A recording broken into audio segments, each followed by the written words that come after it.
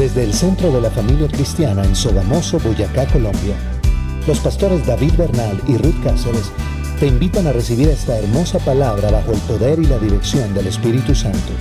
Nuestro compromiso es llegar a las familias con el mensaje de Jesucristo para alcanzar la buena vida que Dios preparó para nosotros. Oramos para que este mensaje llegue a tu corazón.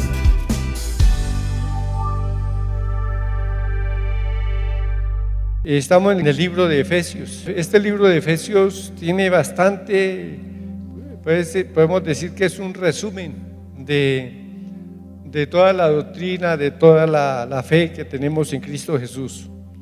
Así que es un libro muy importante que lo estudiemos. Estamos en el capítulo 4, vamos a leer versículo 3, 4 hasta el 6. Dice Efesios 4, versículos 3 al 6. Solícitos en guardar la unidad del Espíritu en el vínculo de la paz, un cuerpo y un espíritu, como fuisteis también llamados en una misma esperanza de vuestra vocación, un Señor, una fe, un bautismo, un Dios y Padre de todos, el cual es sobre todos y por todos y en todos. Gloria a Dios.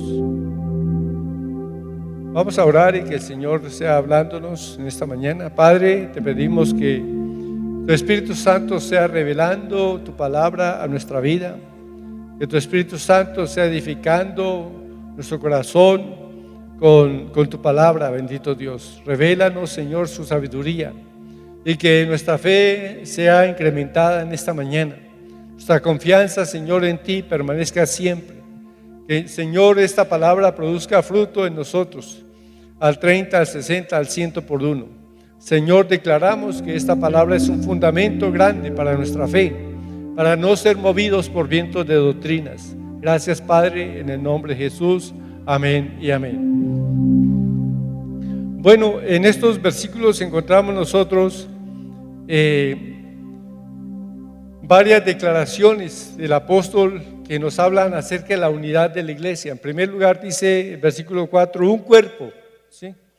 Cuando el apóstol habla de un cuerpo, se está refiriendo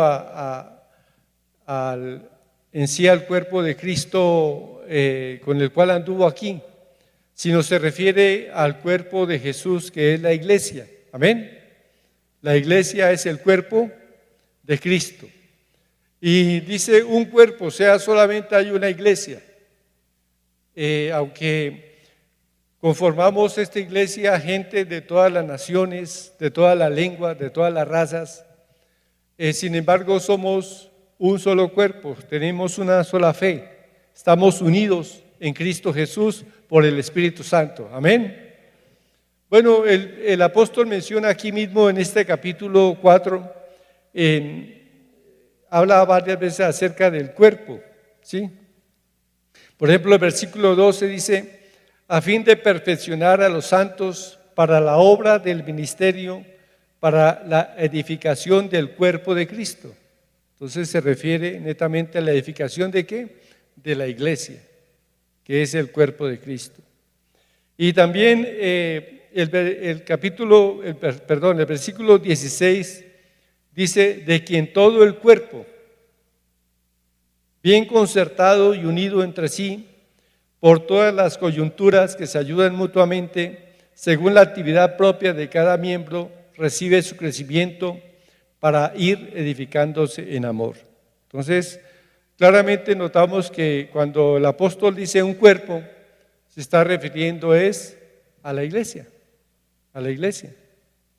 un solo cuerpo. Entonces, no solamente encontramos en Efesios esta enseñanza de que la iglesia es un cuerpo, sino que también lo encontramos en Romanos capítulo 12, versículo 12.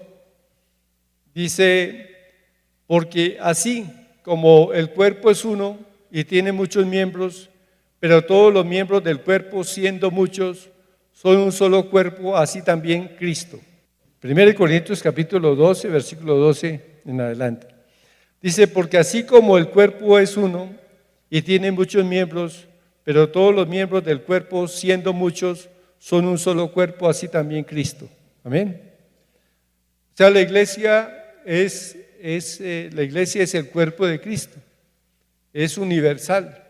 Tenemos miembros del cuerpo de Cristo en Corea, en Rusia, en Argentina, en Alaska, en todo el mundo. Hoy día tenemos creyentes por toda la tierra y todos los creyentes conformamos ese cuerpo de Cristo que es la iglesia. Amén. Porque por un solo espíritu fuimos todos bautizados en un cuerpo, sean judíos o griegos, sean esclavos o libres, y a todos se nos dio a beber de un mismo espíritu. Además, el cuerpo no es un solo miembro, sino muchos. Bueno, cuando hablamos del cuerpo, pues el apóstol Pablo utiliza pues nuestro propio cuerpo para mencionar que así como nuestro cuerpo tiene muchos miembros, pero todos trabajamos, cada uno tenemos una función para ayudar mutuamente. Amén. Todos los miembros de nuestro cuerpo son útiles. Amén. También cada miembro en la iglesia es útil en el cuerpo de Cristo. Gloria sea al Señor. El versículo 14 dice, además el cuerpo no es un solo miembro, sino muchos. Si dijere el pie, porque no soy mano, no soy del cuerpo, por eso no será del cuerpo. Y si dijere la oreja, porque no soy ojo, no soy del cuerpo, por eso no será del cuerpo. Si todo el cuerpo fuese ojo, ¿dónde estaría el oído? Y si todo fuese oído, ¿dónde estaría el olfato? Mas ahora Dios ha colocado los miembros, cada uno de ellos, en el cuerpo como Él quiso. O sea, tenemos dentro de la iglesia muchos creyentes y cada creyente tiene un don, tiene un talento que Dios le ha dado. Amén. Como Él quiso, como Dios se lo dio. Amén. Así que no todos podemos desempeñar la misma función. Como mencionamos anteriormente, el ojo no puede decir porque no soy oído, no soy útil. ¿Cómo no? El ojo, el oído, el olfato, todo es útil en el cuerpo. Amén. El versículo 19, porque si todos fueran un solo miembro, ¿dónde estaría el cuerpo? Pero ahora son muchos los miembros, pero el cuerpo es uno solo.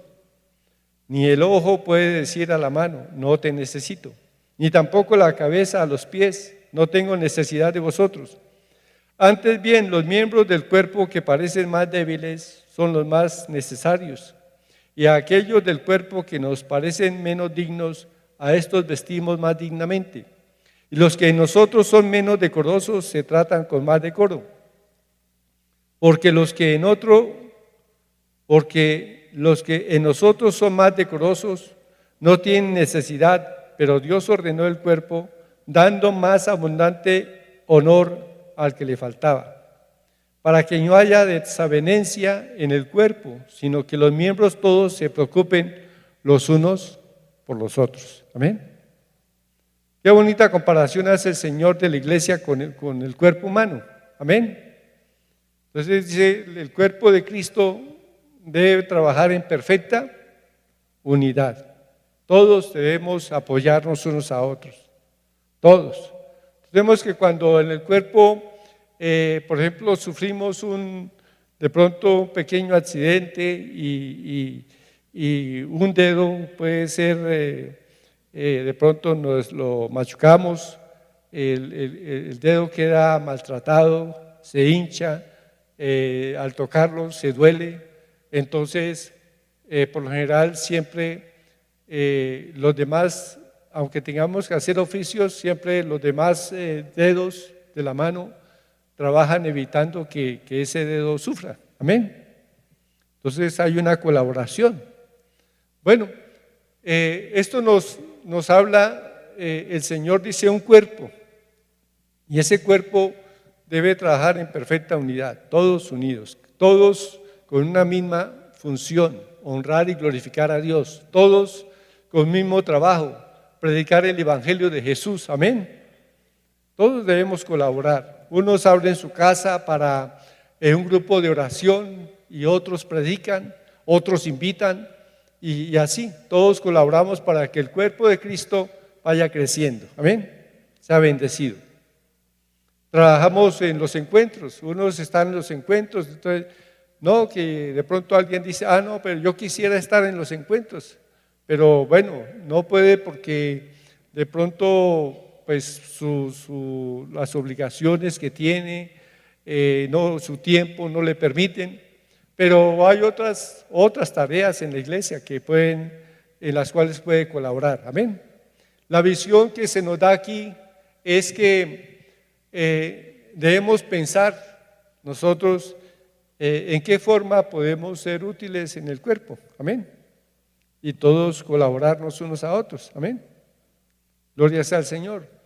Otros de pronto dicen, yo no tengo un ministerio en la iglesia, así como, pero bueno, es fiel en sus diezmos y ofrendas y está también colaborando. Ese es un apoyo grande para la iglesia. Amén. Cuando somos fieles en nuestros diezmos y ofrendas, estamos procurando el bien del cuerpo de Cristo. Amén. Eso es importante. Entonces hay hermanos que no tienen trabajo material, pero ellos están, pues como tienen harto tiempo, por lo general dedican tiempo para visitar hogares, para estar en un grupo de oración, para servir aquí en la iglesia. Y otros pues tienen su empleo, su trabajo, su negocio, no les queda mucho tiempo. Pero bueno, son fieles con sus ofrendas, sus diezmos. Cuando se pide una colaboración especial para sonido, para alguna cosa, ellos están ahí dispuestos para dar. Amén. También a veces se requiere que enviar a alguien a predicar el evangelio, porque hay iglesias misioneras o apoyar un ministerio de misiones. Y bueno, muchas veces no podemos ir nosotros, pero Dios nos ha concedido que podamos apoyar a alguien que vaya. Amén. Todo eso es funciones en el cuerpo de Cristo. Gloria sea al Señor. Y por eso es que se realizan misiones. Yo quedaba admirado de que hace poco en Estados Unidos hubo unas inundaciones muy grandes. Bueno, ha habido inundaciones, incendios, huracanes, y siempre sabe que hay una corporación cristiana, una fundación cristiana, pues apoyada necesariamente por el cuerpo de Cristo. Ese se nutre de ofrendas de creyentes que tienen una inmensa cantidad de camiones, de estos camiones y tractomulas, ¿sí? Con sus containers, y cuando hay algún desastre ellos llevan miles de toneladas de alimentos para ayudar, ¿sí?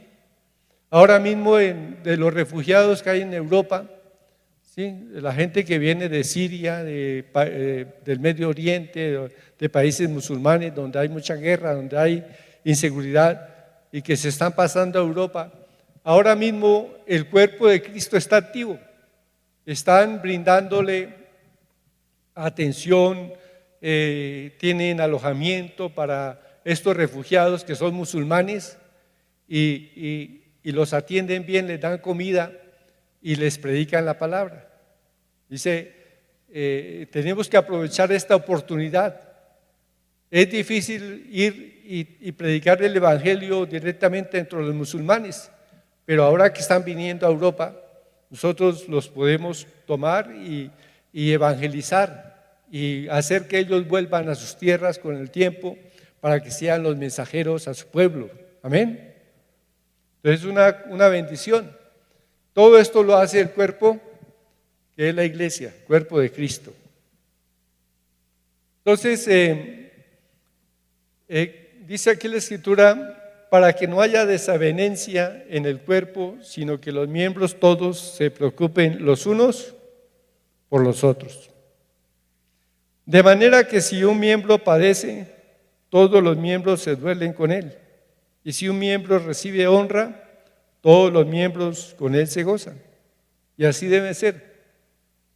Por ejemplo, hay hermanos que son bendecidos,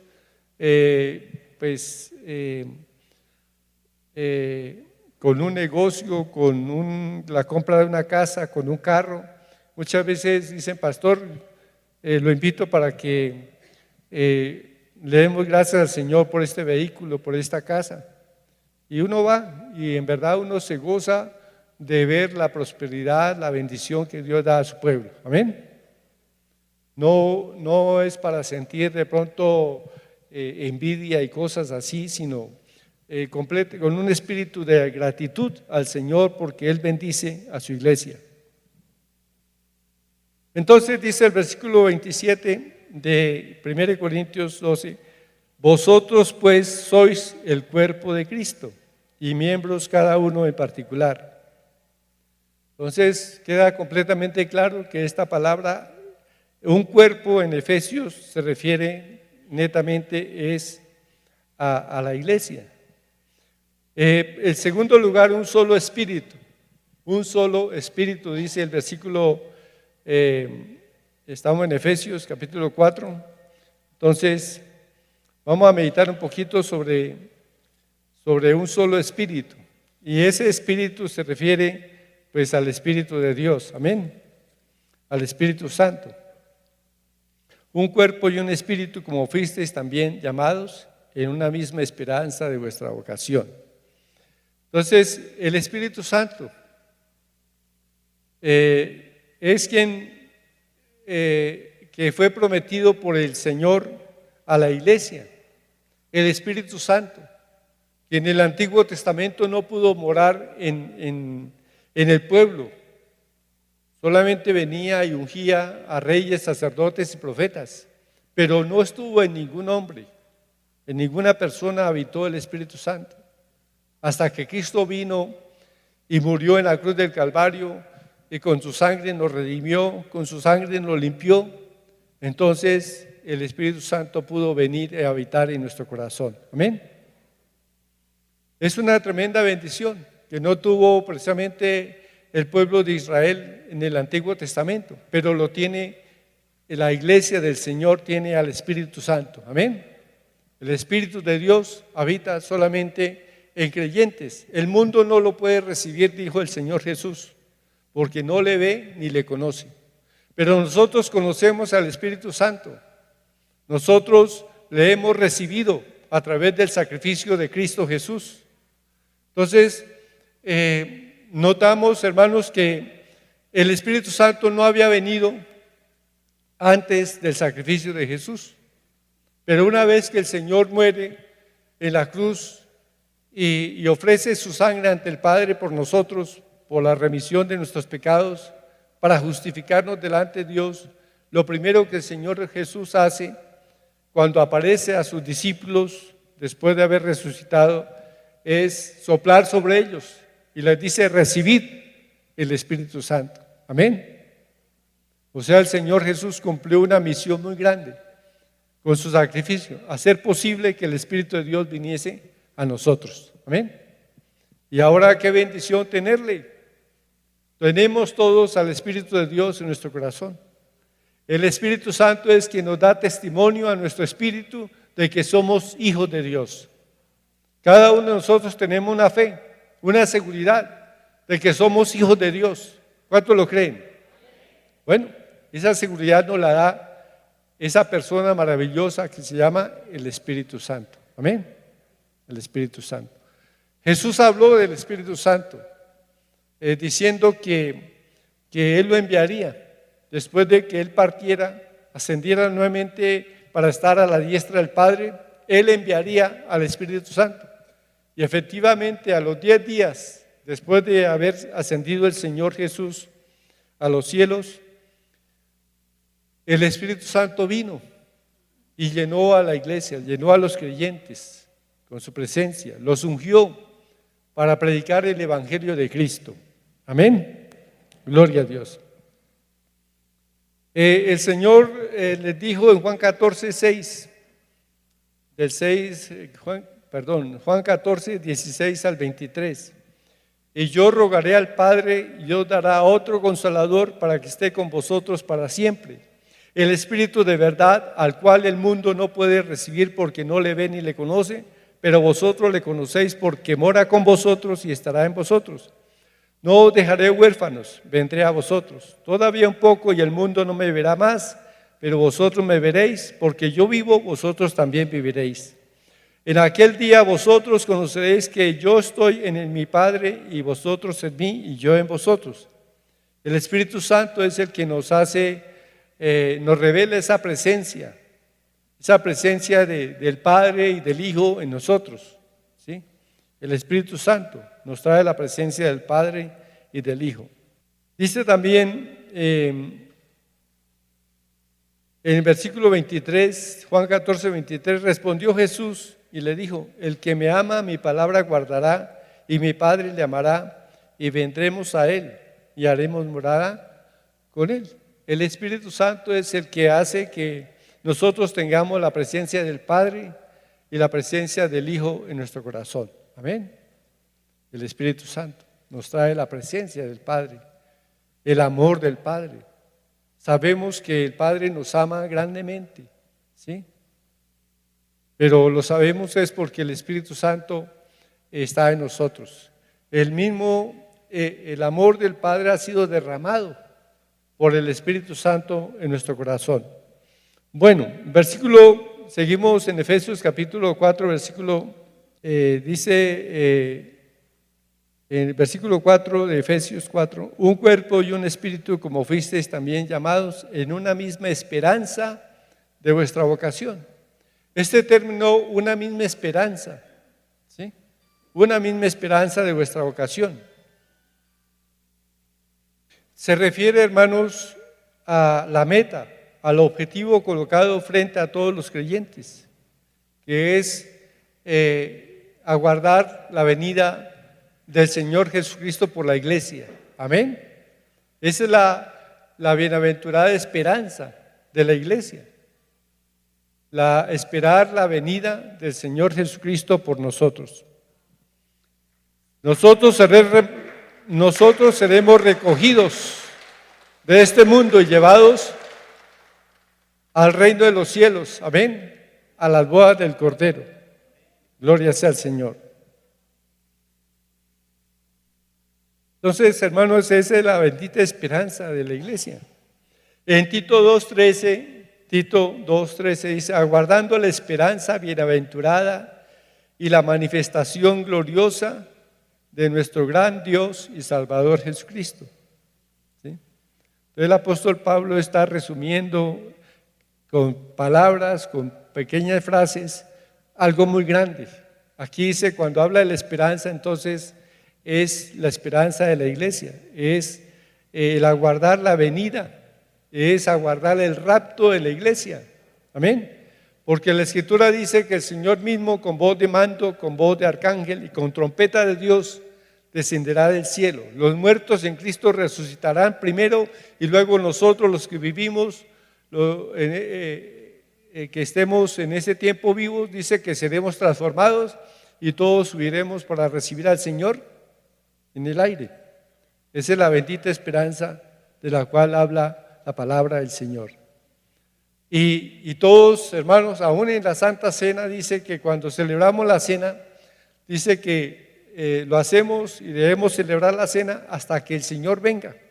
O sea, hasta cuando venga el rapto de la iglesia, dice la palabra del Señor. En Tesalonicenses 4, bueno, esto ya se lo mencioné, 1 Tesalonicenses 4, 16 al 18. Ya lo dije anteriormente, que dice, es el rapto de la iglesia, que el Señor descenderá con esa voz de trompeta, con voz de arcángel, y subiremos para recibir al Señor en el aire. Luego pasamos al capítulo 5, dice un Señor. En el versículo 5 de Efesios dice un Señor. Bueno, leamos todo un Señor, una fe y un bautismo, ¿sí? Un Señor, una fe y un bautismo. Entonces, hermanos,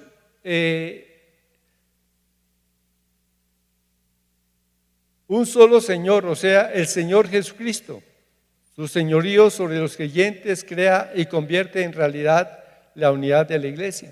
Hay un solo Señor. La primera forma del credo que surgió en la iglesia primitiva fue una breve frase: Jesucristo es el Señor. Era muy importante en ese tiempo declarar que Jesucristo es el Señor. ¿Sí? En el tiempo del apóstol Pablo, solamente se reconocía un Señor por parte de los gentiles, que eran los romanos. ¿Sí? Los romanos reconocían al César como Señor, pero esa palabra Señor viene del griego Kyrios, que significa ese Señor se refiere a Dios, ¿sí? Y se le tenía al César como un Dios. Y fue algo revolucionario cuando la iglesia comenzó a declarar Jesucristo es el Señor, no César, sino Jesucristo. Amén. O sea, ese título Señor es muy importante. Y la Biblia habla de esa exaltación que Dios le dio a Jesús como Señor. ¿Sí? Lo hizo Señor y Cristo, dice. Es tan importante que la confesión de Jesús como Señor, que de eso depende nuestra salvación. Pablo menciona en Romanos capítulo 10, versículos 9 y 10, dice que si confesares con tu boca que Jesús es el Señor y creyeres en tu corazón que Dios le levantó de los muertos, serás salvo. Y imagínense los romanos que se convertían a Jesús. Ellos tenían que renunciar a ese Señor que era el César y decir solamente hay un Señor que es Jesucristo. Amén. Jesucristo. Que si confesares con tu boca que Jesús es el Señor. ¿Sí? Entonces a ellos les implicaba renunciar al otro Señor, al César, y declarar Jesucristo es mi Señor. Amén. Mi Señor. Pablo veía que era el sueño de Dios el que llegara un día cuando toda la humanidad hiciera esta confesión.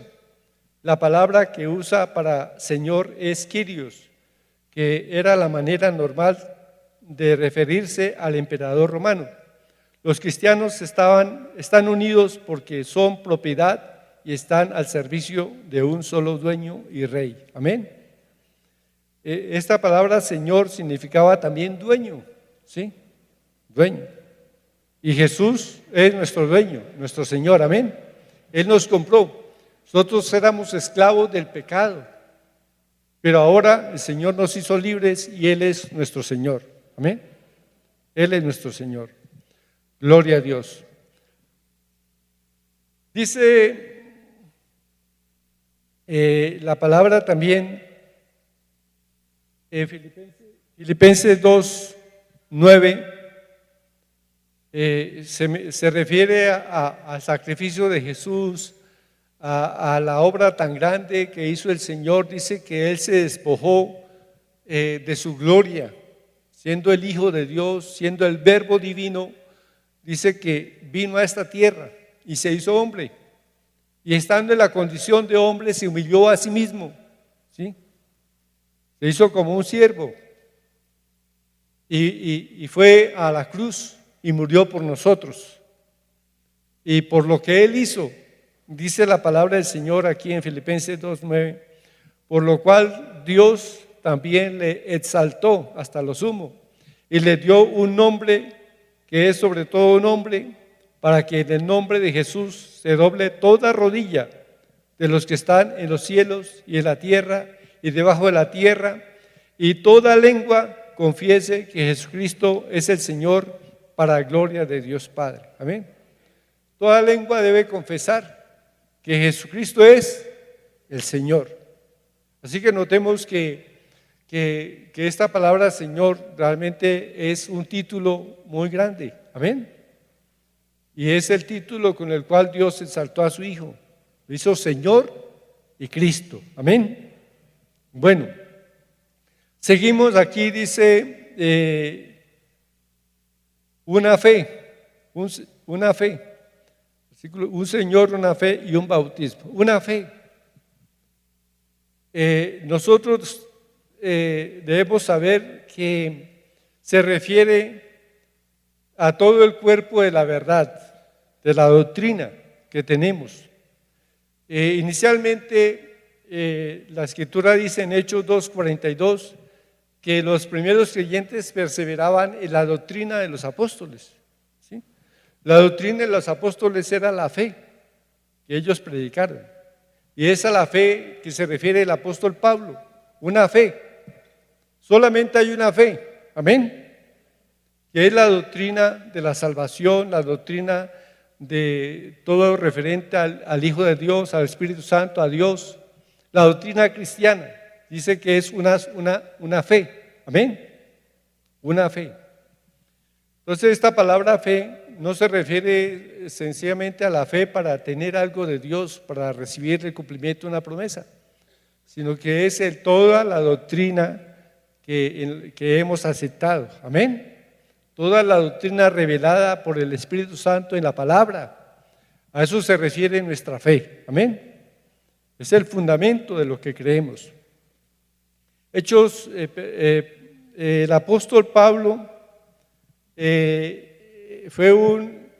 nos invita, y lo mismo que el apóstol Pedro, nos invitan a compartir ardientemente por la fe, a combatir ardientemente por la fe, o sea, a mantener sana la doctrina que hemos recibido del Señor, amén. Cuando los Gálatas que recibieron del apóstol Pablo una doctrina completamente bíblica, conforme a las Escrituras, después de un tiempo comenzaron a desviarse. Y entonces el apóstol Pablo tuvo que escribir toda la epístola a los Gálatas para, como decir, volverlos a poner en orden, ¿sí? Porque se habían salido de la doctrina de Cristo, ¿sí? De la doctrina de los apóstoles.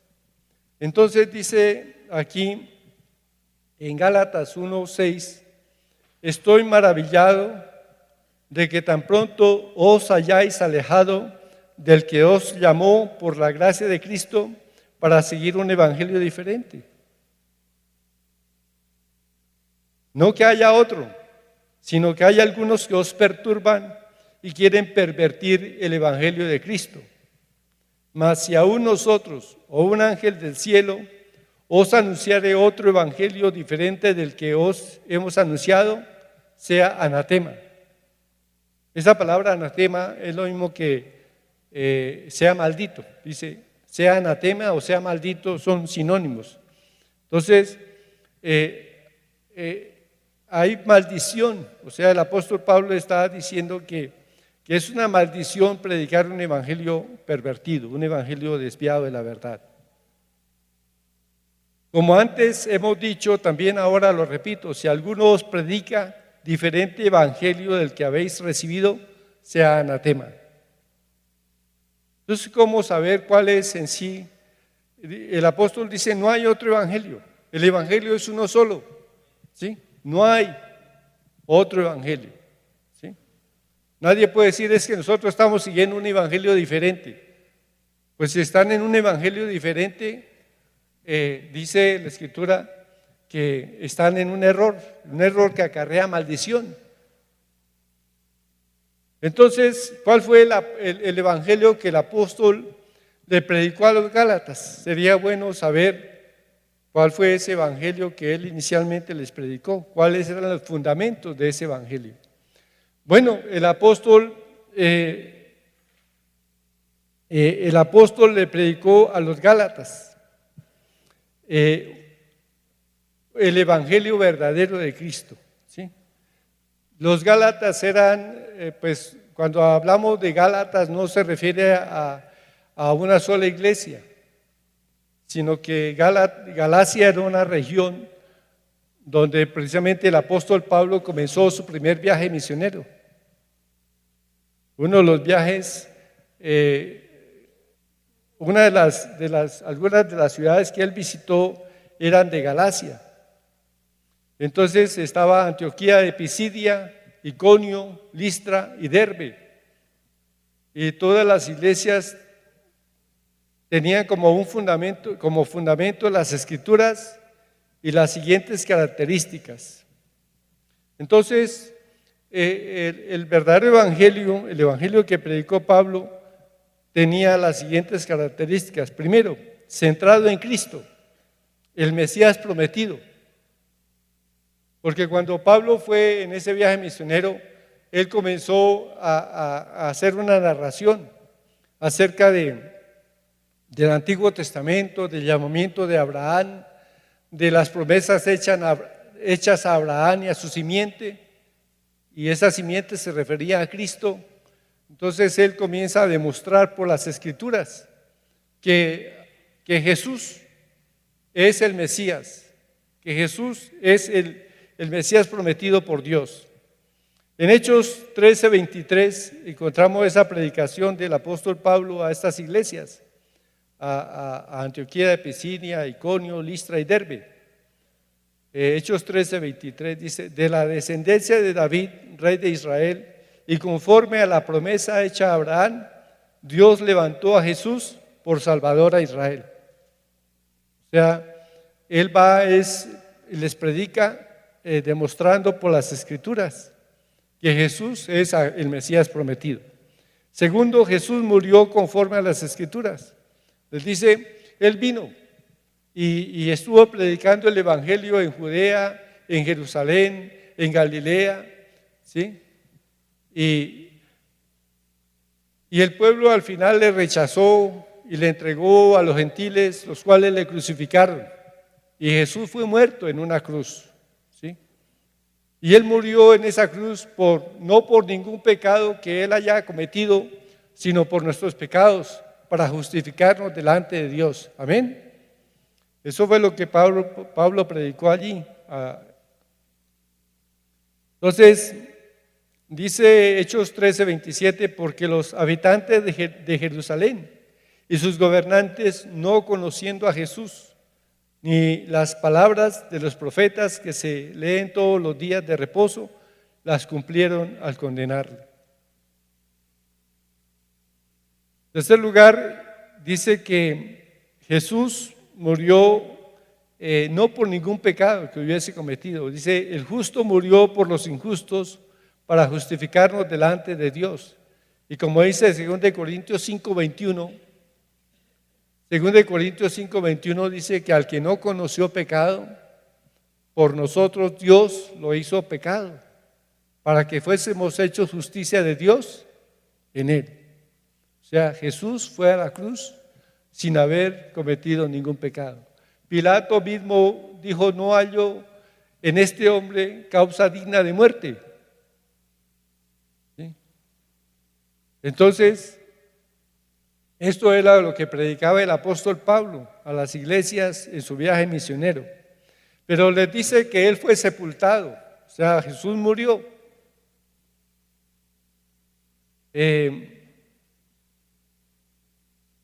Fue sepultado, Hechos 13:29, y habiendo cumplido todas las cosas que de él estaban escritas, quitándolo del madero, le pusieron en un sepulcro.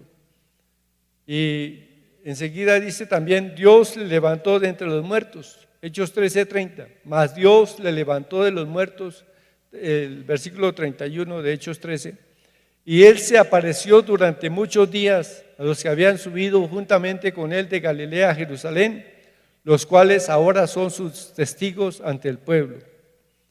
Y nosotros también os anunciamos el evangelio de aquella promesa hecha a nuestros padres. Versículo 33, la cual Dios ha cumplido a los hijos de ellos, a nosotros, resucitando a Jesús, como está escrito también en el Salmo 2, mi hijo eres tú, yo te he engendrado hoy. Y luego pasaba el apóstol Pablo, después de anunciar la muerte, sepultura, resurrección de Cristo, pasaba a decirle, hoy se les anuncia a ustedes arrepentimiento y perdón de pecados por su sangre. Amén. Entonces,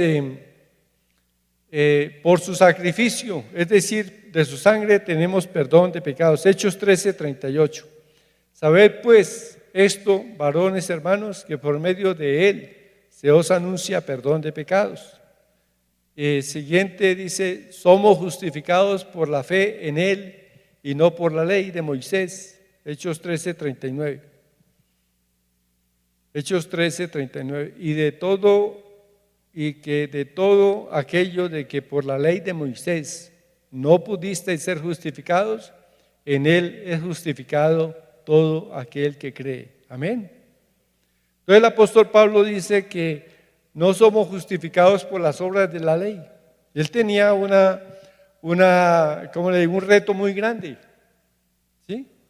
El apóstol fue un hombre muy fiel a Dios, porque no era fácil decirle a los judíos que estaban siempre siguiendo la ley: ustedes no son justificados por la ley.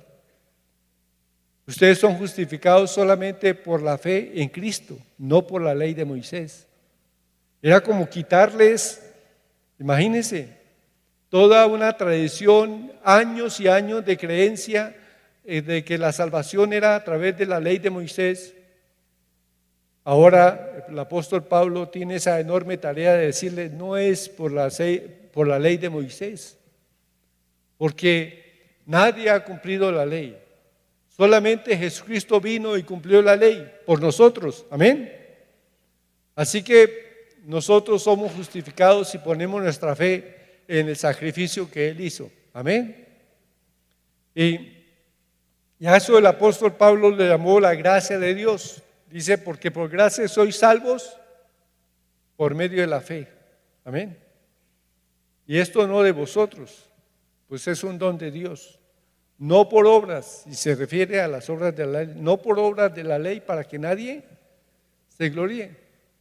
Así que el apóstol Pablo fue un hombre que valiente, que les habló a los judíos. Primeramente les hablaba en las sinagogas para que se convirtieran a Jesús, y muchas veces fue rechazado. En ese capítulo 13 y 14 de Hechos encontramos nosotros el rechazo continuo de los judíos. No todos aceptaban. Muchos decían: pero ¿cómo pretende este hombre que dejemos la ley de Moisés y creamos solamente en Jesús? Y muchos rechazaban el mensaje del Evangelio. Pero la palabra es muy clara en decir que somos salvos a través de la fe, no a través de las obras de la ley. Amén. Bueno, eso es parte del Evangelio que predicaba el apóstol. Y cuando dice una fe, se refiere a esa fe, es decir, a ese conjunto de doctrinas que se anuncia la salvación que tenemos ahora en Cristo. Entonces dice también el apóstol que él hace énfasis en esa justificación en Hechos 13:39, y que de todo aquello de que por la ley de Moisés no pudisteis ser justificados, en él es justificado todo aquel que cree. Y también él declara que el evangelio que él anuncia no lo anuncia con palabras de humana sabiduría, sino que él recibió revelación de parte de Dios para anunciar el evangelio. Gálatas 1:11 dice: mas os hago saber, hermanos, que el evangelio anunciado por mí no es según hombre, o sea, no es una doctrina de hombres. Lo que nosotros estamos siguiendo no es una doctrina de hombres, ¿sí? No es una filosofía, sino que es una revelación de Dios. Amén. Revelación de Dios a través de la Escritura, que nos muestra que nuestra salvación está en Cristo Jesús. Y está demostrado, las Escrituras muestran a Jesús como el Mesías prometido, muestran a Jesús que murió conforme a todo lo que de él estaba escrito, que fue sepultado como estaba escrito y que resucitó como estaba escrito. Amén. Sí, que el apóstol Pablo siempre está mostrando esa revelación de la palabra. En 1 Corintios capítulo 2, versículos 4, 9 y 10. 1 Corintios capítulo 2, versículos 4. Capítulo 2, versículo 4 dice: y ni mi palabra ni mi predicación fue con palabras persuasivas de humana sabiduría, sino con demostración del Espíritu y de poder. Gloria a Dios.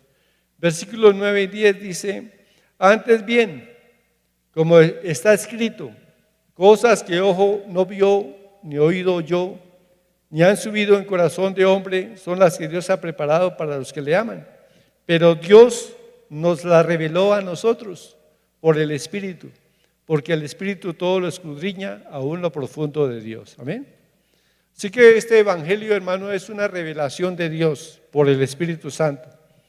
No es un esfuerzo mental del hombre de tratar de entender y comprender las cosas de Dios, sino que el mismo Espíritu Santo nos revela lo que estaba escrito en la palabra. Gloria sea al Señor. Cuando la fe, hermanos, cuando la iglesia o personas, algún creyente no se conforman a la sana doctrina, no se conforman a esta fe, pues surgen divisiones, surgen contiendas, ¿sí? Dice, cuando esta fe es negada, se producen divisiones.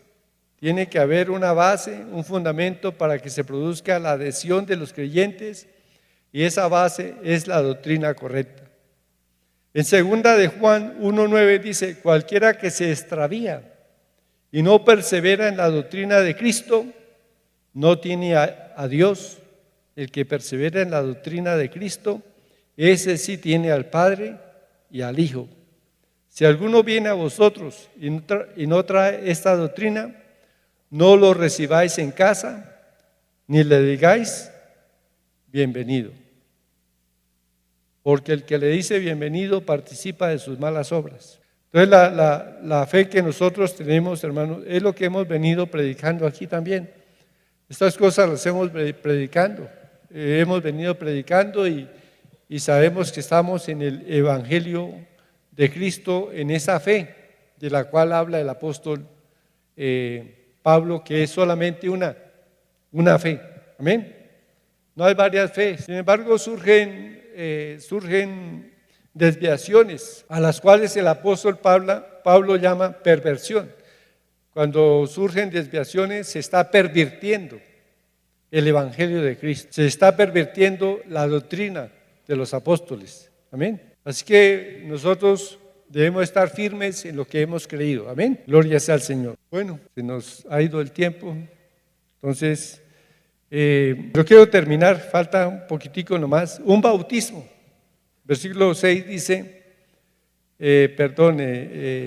versículo Efesios 4, 5. Bueno, dice un bautismo, ¿sí? Se refiere al bautismo en el Espíritu Santo. Tenemos el bautismo con el Espíritu Santo. Aunque, digamos, es fundamental que la iglesia reciba el bautismo con el Espíritu Santo, que es la promesa prometida. Amén. El bautismo con el Espíritu Santo. El apóstol John nos va a hablar sobre el bautismo del Espíritu Santo. Amén. Dentro de 8 días, así que no se lo pierdan.